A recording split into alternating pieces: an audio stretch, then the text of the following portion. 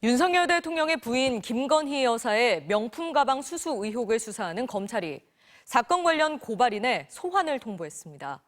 고발 5달 만에 검찰이 본격적으로 수사에 속도를 내기 시작한 건데 국민의힘은 정당한 공권력 집행이라고 엄호했고 민주당은 특검법 방어를 위한 꼼수가 아니냐는 의혹을 제기했습니다.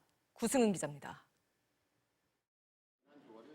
검찰이 유튜브 방송 서울의 소리 백은종 대표를 조사하기로 했습니다. 김건희 여사가 명품 가방을 받는 영상을 공개한 서울의 소리가 지난해 12월 윤석열 대통령 부부를 청탁금지법 위반 등의 혐의로 고발한 지 5달 만입니다. 소환 날짜는 조율 중입니다. 김 여사에게 명품 가방을 건네고 이 과정을 몰래 촬영한 최재형 목사를 주거 침입 등의 혐의로 고발한 시민단체는 오는 9일 조사하기로 했습니다.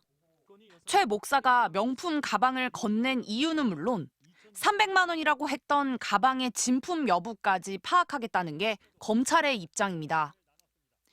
총선 이후 검찰이 전담 검사까지 추가하며 고발인 조사에 본격 나선 데 대한 여야의 평가는 엇갈렸습니다.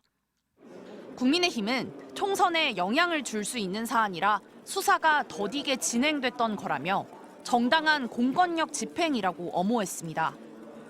반면 22대 국회에서 김건희 여사 특검법 처리를 예고한 야당은 수사 배경에 대한 의구심을 제기했습니다.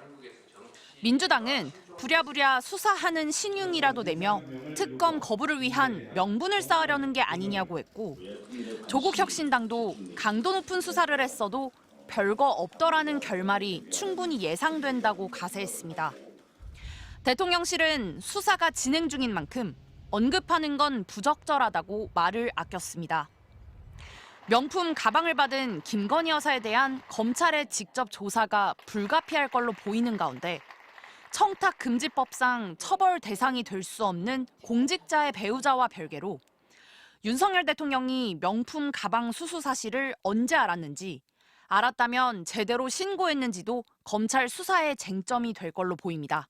MBC 뉴스 구승훈입니다.